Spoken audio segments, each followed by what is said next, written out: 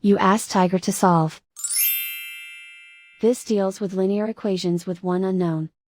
The final result is k equals 11/6. Let's solve it step by step. Simplify the expression. Group like terms.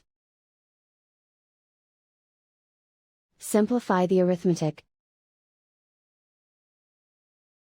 Group all constants on the right side of the equation. Subtract 11 from both sides. Simplify the arithmetic.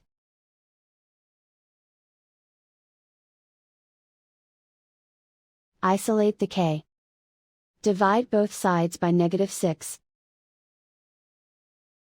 Cancel out the negatives. Simplify the fraction. Cancel out the negatives. And so the final result is k equals 11/6.